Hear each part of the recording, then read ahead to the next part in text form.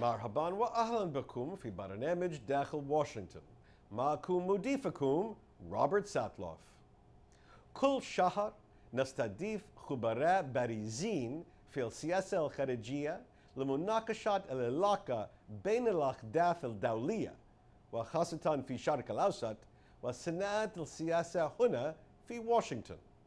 ومع تفشي الفوضى والعنف في المنطقة يبدو تركيزنا على الشرق الأوسط منطقيا، ولكن في العالم الكثير مما يفوق قائمة مشكلات الشرق الأوسط الطويلة، وبعض من هذه المسائل نفسها لها تأثير كبير على الشرق الأوسط. لذا هذا الأسبوع في برنامج داخل واشنطن سنجوب العالم من بريطانيا إلى أوكرانيا إلى الصين لنبحث مسائل كبرى ضمن الأجندة العالمية وأثارها على سياسة الولايات المتحدة الخارجية وتأثيراتها على بعض من المسائل الملحة في الشرق الأوسط. ولهذا مناقشة خاصة ضيفاوي اثنان من خبراء السياسة الخارجية المرموقين هما نظرة ومايكل أوهانلون.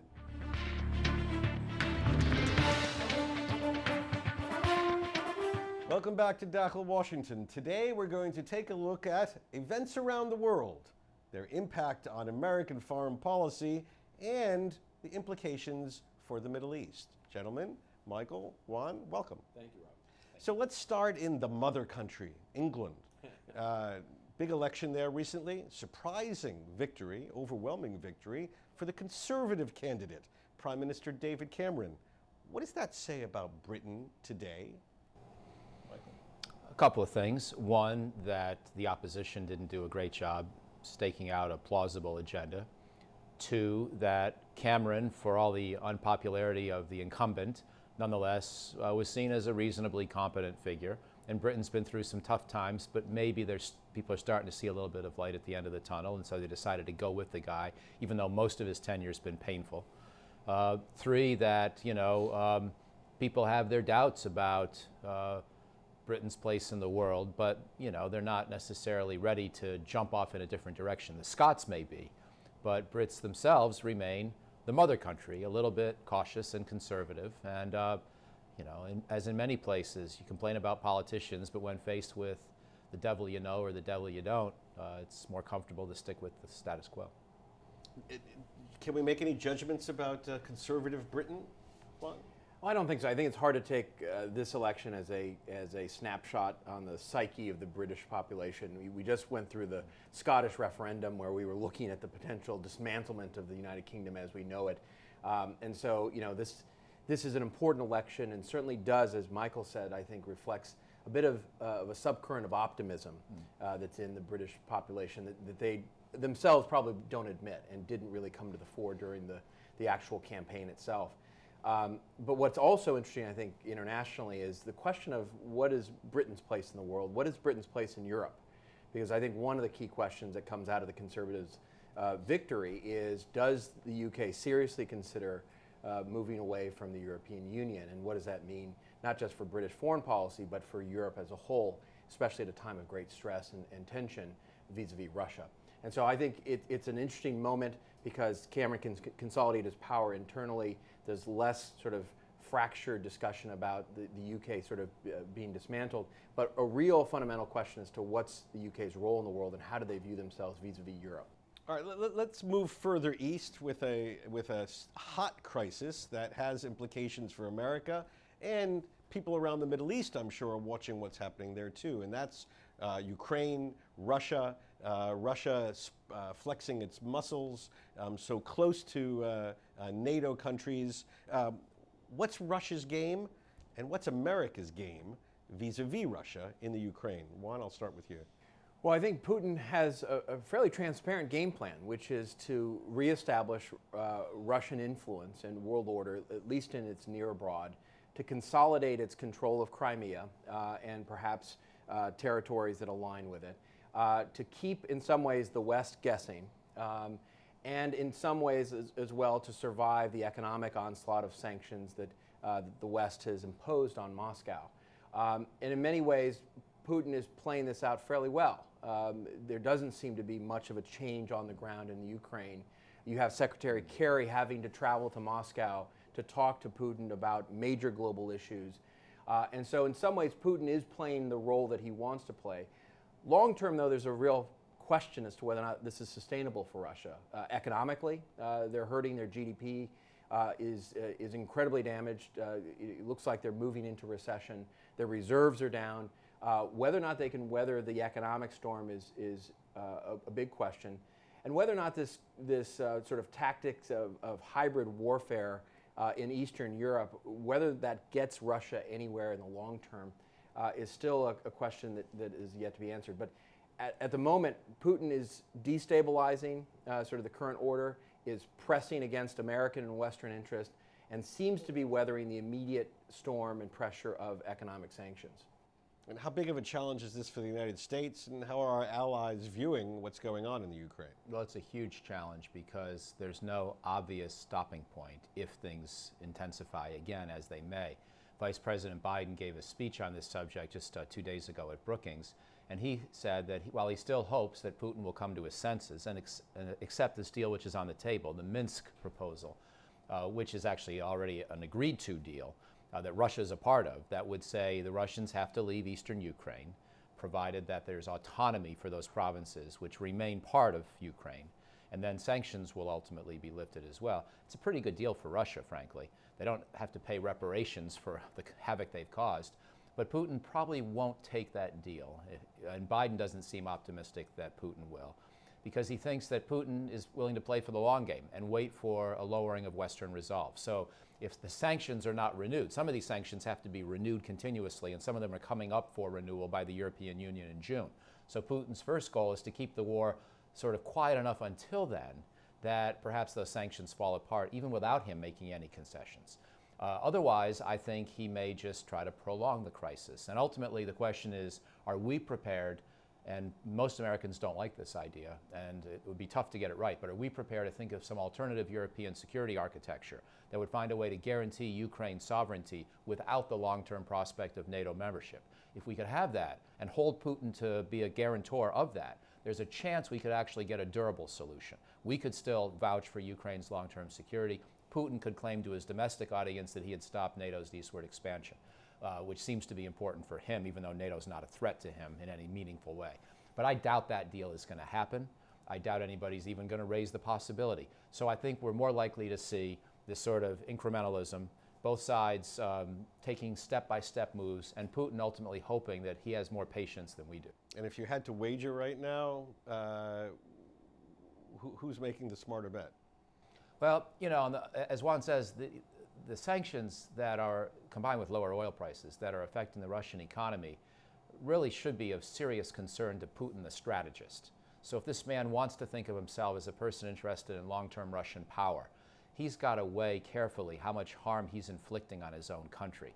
But if he thinks there's a way to get those sanctions lifted, at least partially, without making any concessions, that's the game he'll want to play and the outcome he'll want to achieve. So I don't know who's smarter, but in his own world view, in his own calculus, he thinks he has a chance to win on the terms that he's defined. And I think he's, at least as far as that argument goes, he's probably right.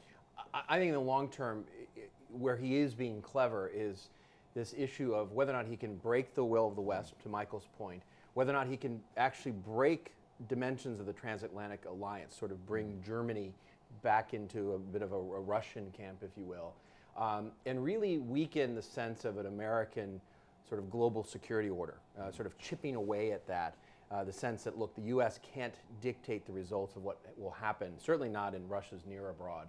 And if Russia can develop greater economic ties, as we've seen with China, to create sort of this alternate and parallel global system, economically, diplomatically, that really does challenge the Western-based order, I think that may be a long-term play for him.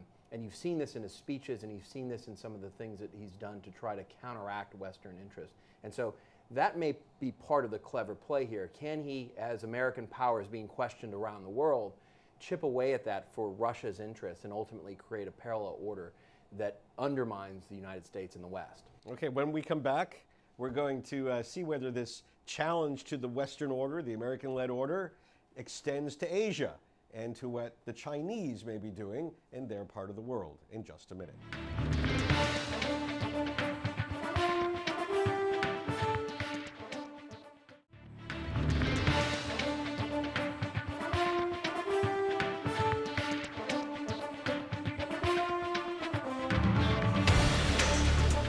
My guests include Michael O'Hanlon. Michael is a senior fellow at the Center for 21st Century Security and Intelligence and Director of Research for the Foreign Policy Program at the Brookings Institution, where he specializes in U.S. defense strategy, the use of military force, and American foreign policy. His most recent book, co-written with Jim Steinberg, is Strategic Reassurance and Resolve, U.S.-China Relations in the 21st Century. Michael was an analyst at the Congressional Budget Office in the early 1990s. He is very much a Princeton man. He has bachelor's degree, master's degree, and doctorate from that venerable New Jersey University. Sitting to his left, geographically, if not politically, is Juan Zarate, who you know is a regular here on Dakhel, Washington. Juan is senior advisor to the Center for Strategic and International Studies and the senior national security consultant and analyst for CBS News. One of our nation's leading counterterrorism and national security experts, he served in the George W. Bush administration as assistant to the president and deputy national security advisor. An attorney by training, he was the first ever assistant secretary of the Treasury for terrorist financing and financial crimes. His experience is the subject of his excellent book titled Treasury's War: The Unleashing of a New Era of Financial Warfare. Michael, you wanted to weigh in on Russia before we moved far east. Well, thank you. Just to be clear, because I used a pretty strong term about Mr. Putin, I'm angry with him, as are many people, obviously, in Ukraine, because he's caused an unnecessary war.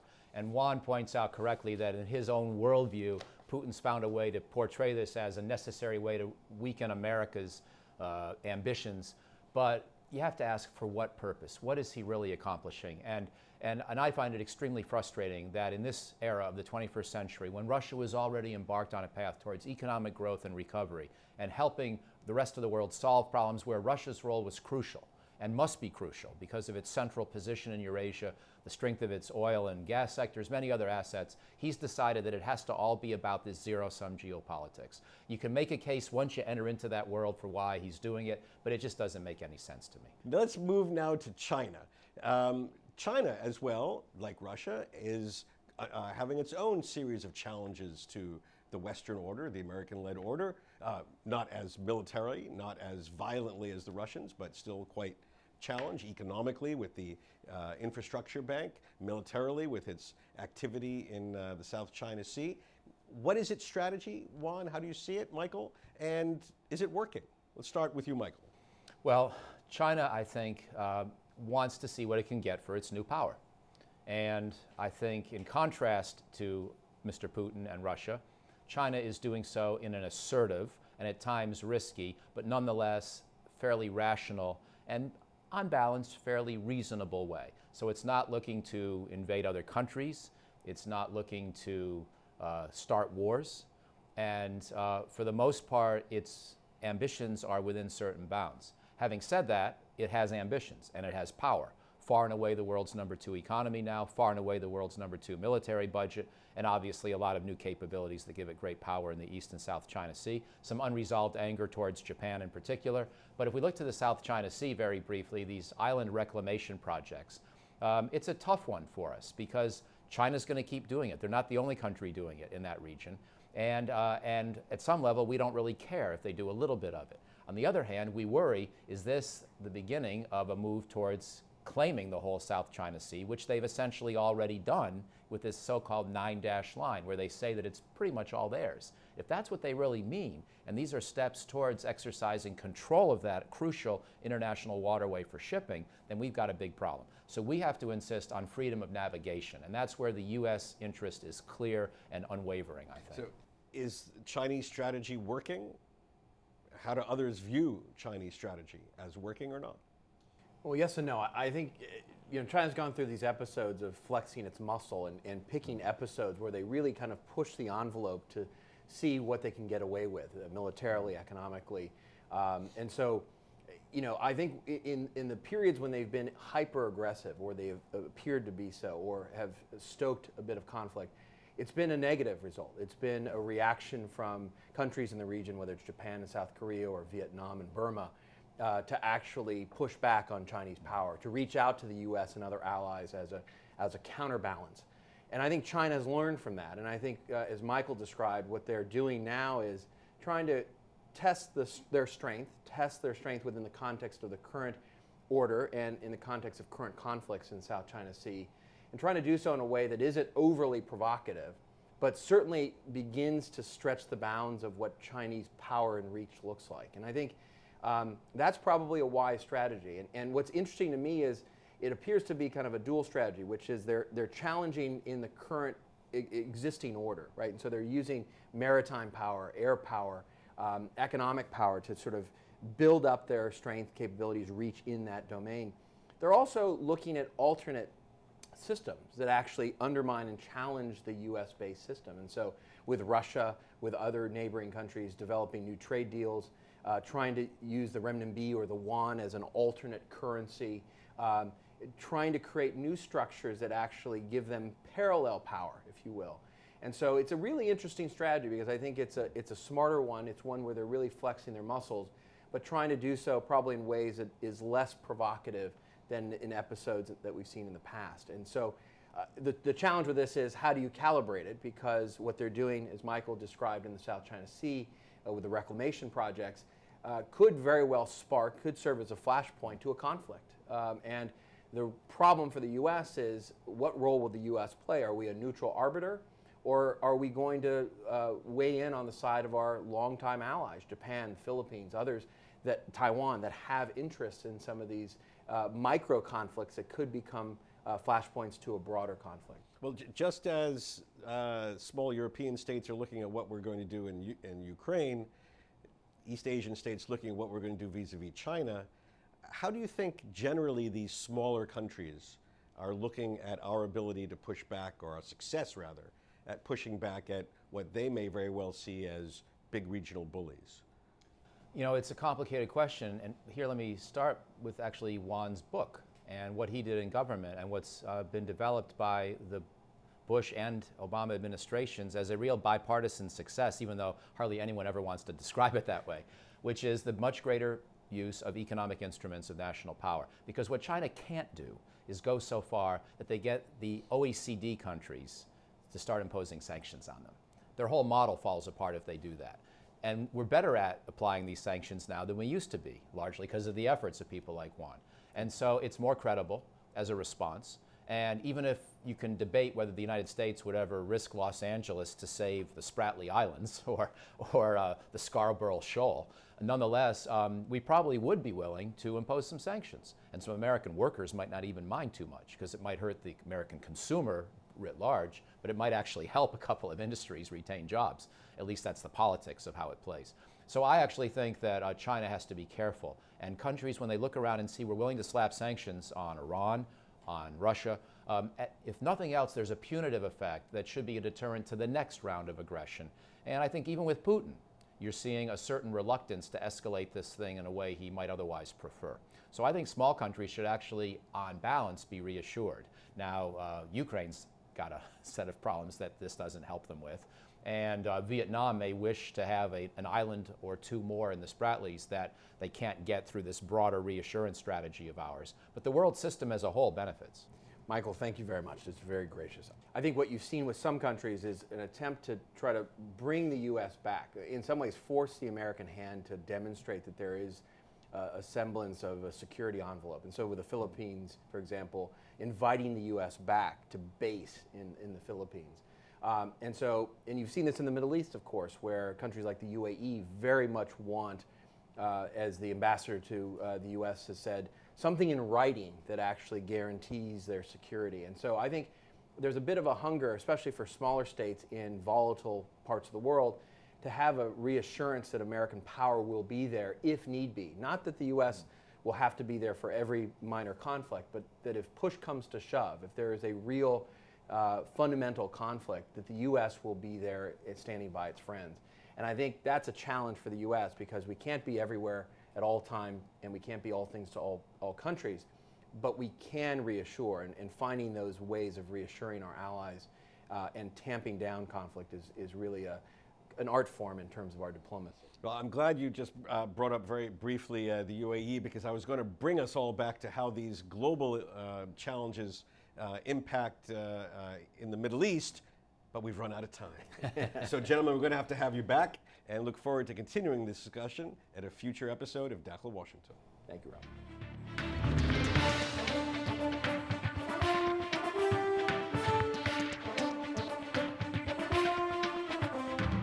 بهذا نصل إلى نهاية هذه الحلقة من برنامج داخل واشنطن. إذا كانت لديكم أي استفسارات أو تعليقات حول هذه الحلقة، وخاصة حول الصلة بين مشكلات الشرق الأوسط والمشكلات حول العالم، أرجو أن تراسلوني مباشرة على عنوان البريد الإلكتروني التالي insidewashington@alhurra.com. معكم روبرت ساتلوف، شكرا لكم وإلى اللقاء.